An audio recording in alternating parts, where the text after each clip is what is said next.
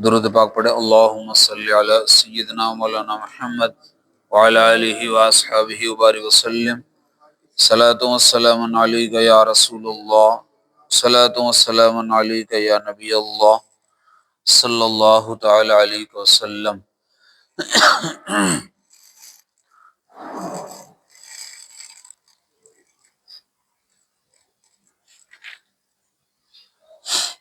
اس سے پہلے درس میں یہ سماعت فرمایا تھا، اللہ نے اپنی نعمتوں کو بیان فرمایا کہ اسی نے تمہارے لیے آسمان سے پانی نازل فرمایا، جس پانی کو تم پیتے ہو اسی سے درخت اگتے ہیں، چارہ اگتا ہے جس میں تم اپنے جانوروں کو چراتے ہو، اور اسی کے ذریعے اللہ نے تمہارے لیے کھیتیوں کو زیتون، نخل یعنی کھجور، انگور پیدا کیے اور ہر طرح کے پھل پیدا کیے، اور پھر فرمایا اس میں غور و فکر کرنے والوں کے لیے ضرور نشانی ہے۔ اور رات و دن کو تمہارے لیے مسخر کر دیا، چاند و سورج کو تمہارے لیے مسخر کر دیا، اور ستارے اسی کے حکم کے تابع ہیں، اور فرمایا اس میں بھی عقل مندوں کے لیے نشانیاں ہیں، عقل والوں کے لیے۔ اور تمہارے لیے زمین سے مختلف رنگ کی قسمیں چیزیں پیدا فرمائی اس نے، اور اس میں نصیحت حاصل کرنے والوں کے لیے نشانیاں ہیں۔ مسلسل آپ حضرات سن رہے ہیں کہ اللہ کی نعمتوں کا ذکر ہو رہا ہے، اور وہ تمام کی تمام چیزیں اللہ کی نعمتیں ہمارے لیے اللہ کی قدرت کے مظہر بھی ہیں، اور اس کے وجود اور وحدانیت کے دلائل۔ سب سے پہلے انسان کو پیدا کرنے سے اللہ تعالیٰ نے بیان فرمایا، اور پھر انعام یعنی جانوروں کی جو نعمت عطا فرمائی، اور ان کے ذریعے اللہ نے جو انعام فرمایا، اور پھر بارش ہے، کھیتیاں ہیں، باغات ہے، پھل ہے، چاند، سورج، دن، رات، ستارے، تمام چیزیں اللہ تعالیٰ کی نعمتیں ہمارے لیے۔ اگلی آیت میں بھی اللہ نے ایک عظیم نعمت کا ذکر فرمایا ہے، فرمایا وَهُوَ الَّذِي سَخَّرَ الْبَحْرَ لِتَأْكُلُوا مِنْهُ لَحْمًا طَرِيًّا وَتَسْتَخْرِجُوا مِنْهُ حِلْيَةً تَلْبَسُونَهَا وَتَرَى الْفُلْكَ مَوَاخِرَ فِيهِ وَلِتَبْتَغُوا مِنْ فَضْلِهِ وَلَعَلَّكُمْ تَشْكُرُونَ۔ فرمایا وہی ہے جس نے سمندر کو مسخر کر دیا، تمہارے قابو میں دے دیا، لِتَأْكُلُوا مِنْهُ لَحْمًا طَرِيًّا، تاکہ تم اس سے تازہ گوشت کھاؤ، وَتَسْتَخْرِجُوا مِنْهُ حِلْيَةً تَلْبَسُونَهَا، اور تم اس سے زیورات نکالو، تلبسونہا جس کو تم پہنو یا جس کو تم پہنتے ہو، وَتَرَى الْفُلْكَ مَوَاخِرَ فِيهِ وَلِتَبْتَغُوا مِنْ فَضْلِهِ وَلَعَلَّكُمْ تَشْكُرُونَ، اور تم کشتی کو دیکھتے ہو، مواخر فیہ جو اس میں پانی کو چیرتے ہوئے چلتی ہے، وَلِتَبْتَغُوا مِنْ فَضْلِهِ تاکہ تم اللہ کا فضل تلاش کرو، وَلَعَلَّكُمْ تَشْكُرُونَ اور تاکہ اللہ کا شکر ادا کرو۔ اس آیت میں اللہ تعالیٰ نے سمندر جو انسانوں کے لیے مسخر کر دیے ہیں اس کے بہت سے فوائد میں سے 3 فائدے بیان فرمائے اس کے اللہ تعالیٰ نے اس آیت کریمہ میں، اور یہ نعمت کے طور پر بیان فرمایا ہے۔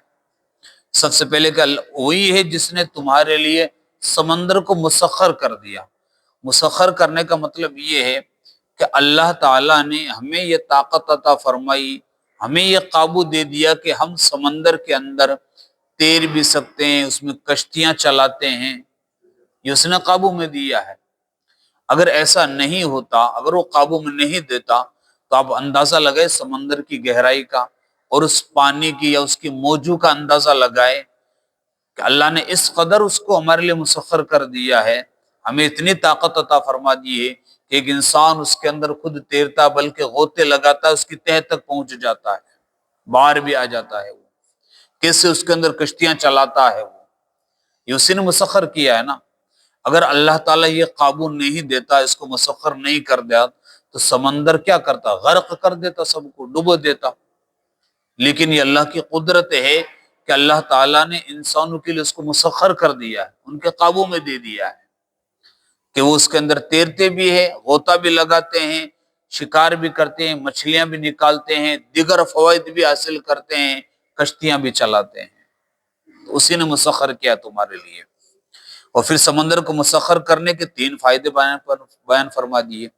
ایک تو یہ کہ تاکہ تم اسے تازہ گوشت کھاؤ۔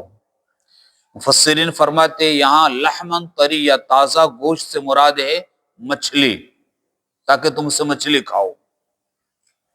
اور دوسرا فائدہ بیان فرمایا تاکہ تم اس سے زیورات نکالو، تلبسونا جس کو تم پہنتے ہو۔ اور سمندر کی گہرائی سے سورہ رحمان میں ایک جگہ فرمایا یخرج منہ اللؤلؤ والمرجان، اس سے موتی اور مرجان نکالتا ہے۔ موتی اور مرجان یعنی مونگے جس کو کہا جاتا ہے، جن کو زیورات کے طور پر استعمال کیا جاتا ہے، اور سمندر کی گہرائیوں سے انسان اس کو حاصل کرتا ہے، نفع کماتا ہے، فائدہ حاصل کرتا ہے، اور زیب و زینت کے طور پر اس کو استعمال کرتے ہیں۔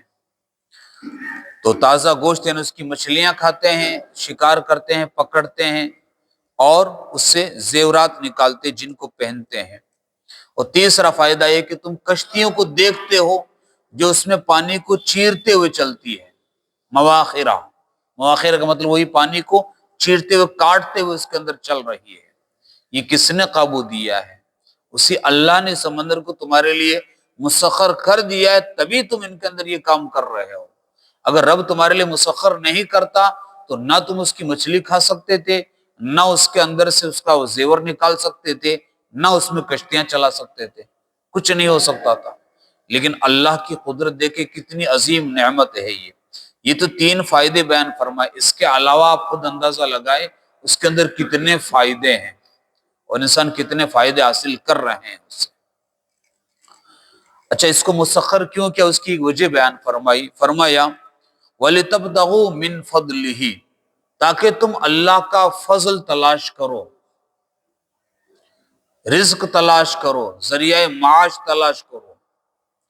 اور سمندروں کے ذریعے کس قدر اللہ کا فضل تلاش کیا جاتا ہے، اور خاص طور سے آپ اچھی طریقے سے اس بات کو جانتے ہوں گے کہ ایک ملک سے دوسرے ملک جو بھی مال کا لانا لے جانا ہوتا ہے، جس کو ایکسپورٹ یا امپورٹ بولا جاتا ہے، یہ تمام کا تمام کام سمندری راستوں سے ہوتا ہے۔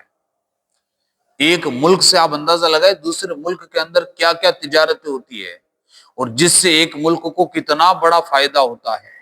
اگر کوئی ایک ملک اپنا سمندری راستہ کسی کے لیے بند کر دے، روک دے، تو دوسرے ملک کی حالت خراب ہو جائے، ان کا ذریعہ معاش ختم ہو جائے۔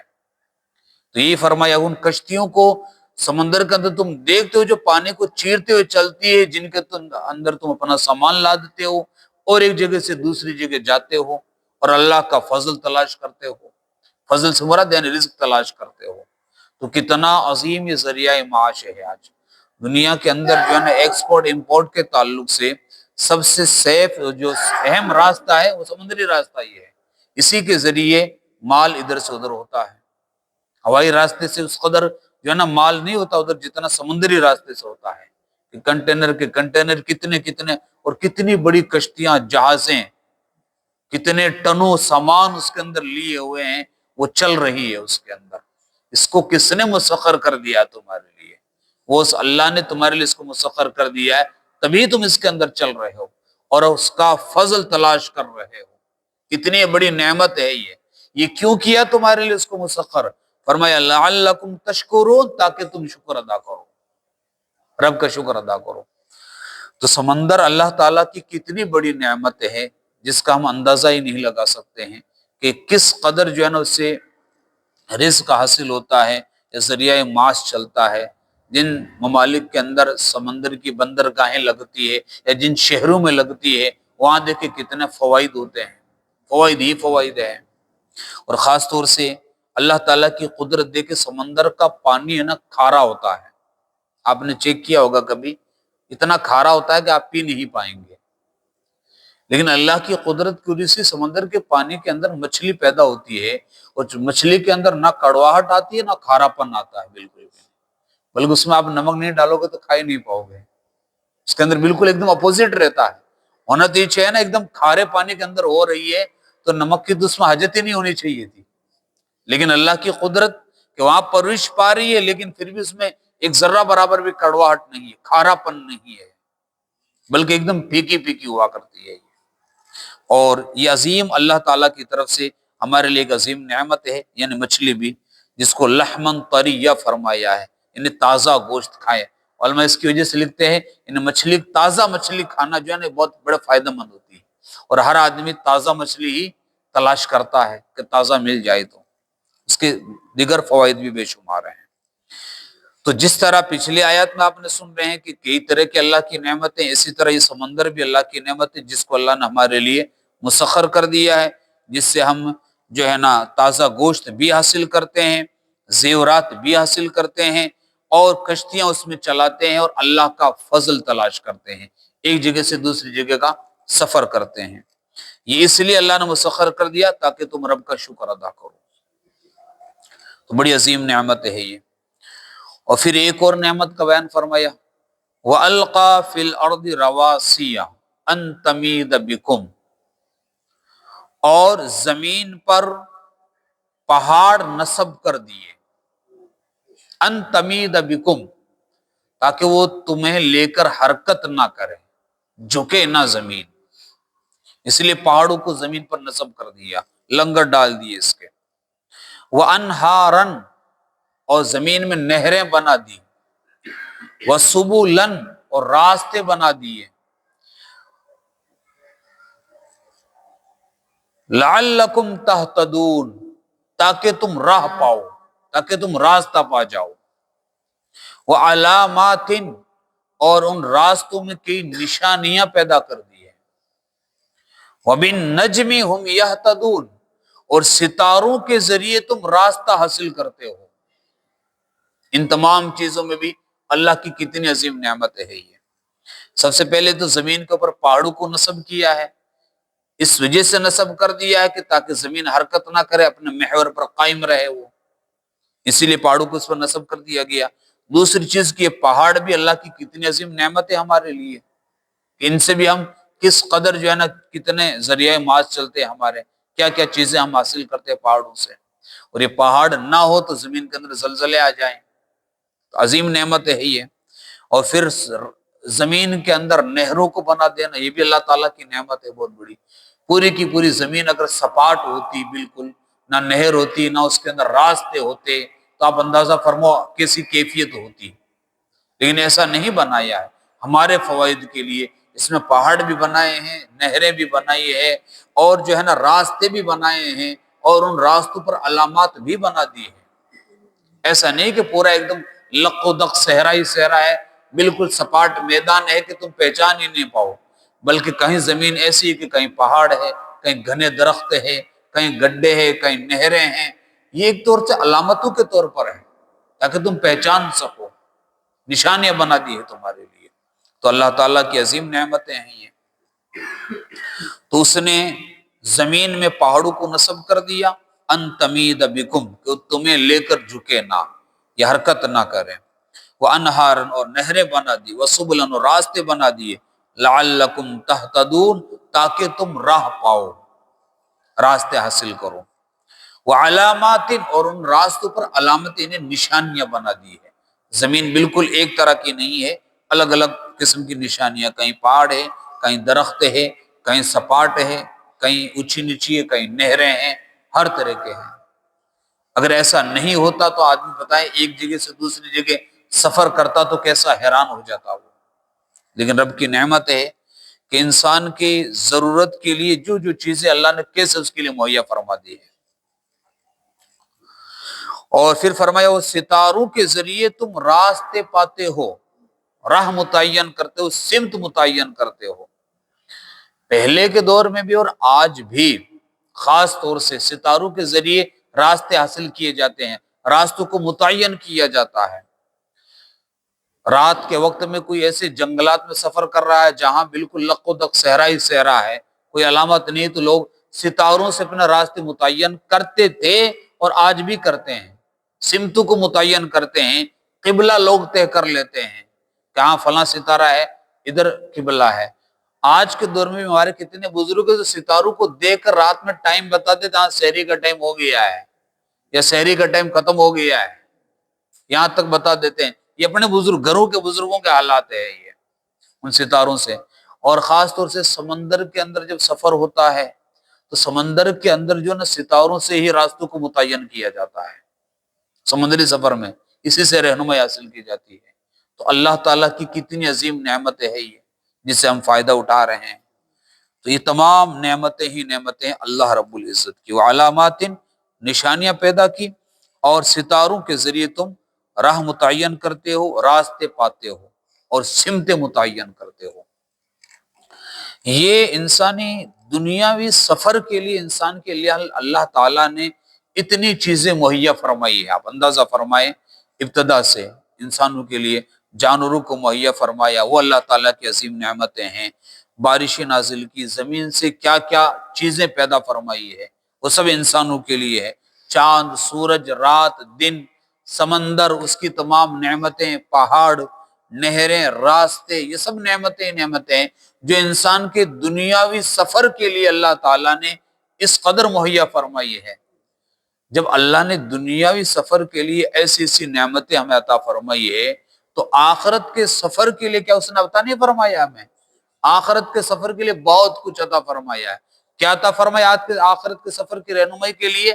یہ دنیاوی سفر کی رہنمائی کے لیے، اور آخرت کے سفر کی رہنمائی کے لیے اللہ تعالیٰ نے انبیاء کرام کو بھیجا، کتابیں نازل فرمائی، اولیاء کرام ہر دور کے اندر، مجددین، فقہا، محدثین، علماء جو لوگوں کی رہنمائی کرتے ہیں اور آخرت کا راستہ دکھاتے ہیں۔ آخرت کے راستے کی رہنمائی کرنے کے لیے اللہ تعالیٰ نے ان سب کو پیدا فرمایا ہے۔ تو جس طرح دنیاوی سفر کی رہنمائی کے لیے اللہ نے اتنی نعمت عطا فرمائی ہے، آخرت کے سفر کے لیے اس سے بھی زیادہ عطا فرمائی ہے اگر آدمی غور و فکر اور تدبر کریں۔ تو یہ ہماری سب نصیحت کے لیے ہے، یہ سب چیزیں اللہ کی نعمت بھی ہے اور اس رب کے وجود کے دلائل بھی ہے کہ اسی نے ہمارے لیے سب پیدا فرمایا ہے، اور اسی نے اس کا وعدہ بھی کیا ہے، دعویٰ بھی کیا ہے کہ میں ہی پیدا کرنے والا ہوں، اس کے علاوہ کسی اور نے دعویٰ بھی نہیں کیا ہے۔ تو وہی خالق ہے۔ یہاں تک جو ہے نا مسلسل اس دو رکوع کے اندر آپ نے کئی طرح کی نعمتیں بیان سماعت فرمائی ہے، کس قدر اللہ کا فضل ہے، کتنی نعمتیں ہیں۔ اس کے بعد ان نعمتوں کا ایک خلاصے کے طور پر ایک جو نتیجہ نکالا گیا ہے اس کو جو بیان فرمایا گیا، بڑی تفصیل کے ساتھ اس کو آگے بیان فرمایا، جس کو انشاءاللہ تعالیٰ کل کے درس میں سماعت فرمائیں گے کہ ان نعمتوں کے اندر اللہ تعالیٰ نے اپنے وجود اور اپنے معبود ہونے پر استدلال فرمایا، رب نے، کہ عبادت کا مستحق وہی ہے جس نے یہ نعمتیں تمہیں عطا فرمائی ہے۔ جن کی تم عبادتیں کرتے ہو وہ دنیا کے اندر جن بتوں کی عبادتیں کی جاتی ہے ان میں سے کسی نے تمہیں یہ نعمتیں نہیں دی ہے۔ اس طرح اللہ نے اس پر استدلال فرمایا، جس کو انشاءاللہ آگے کے درس میں سماعت فرمائیں گے۔ اللہ تعالی ہمیں عمل کی توفیق عطا فرمائے۔ بسم اللہ الرحمن الرحیم، الحمدللہ رب العالمین، والصلاة والسلام علی سید المرسلین وعلی آلہ واصحابہ اجمعین۔ اللہم ربنا آتنا فی الدنیا حسنہ وفی الآخرة حسنة وقنا عذاب النار، رب اجعلنی مقیم الصلاة ومن ذریتی ربنا وتقبل دعا، ربنا اغفر لی ولوالدی وللمؤمنین یوم یقوم الحساب۔ اللہم ربنا تقبل منا انک انت السمیع العلیم وتب علینا انک انت التواب الرحیم۔ ان اللہ وملائکتہ یصلون علی النبی یا ایہا الذین آمنوا صلوا علیہ وسلموا تسلیما۔ اللہم صل علی سیدنا مولانا محمد وعلی آلہ واصحابہ وبارک وسلم۔ سبحان ربک رب العزة عما یصفون وسلام علی المرسلین والحمد للہ رب العالمین۔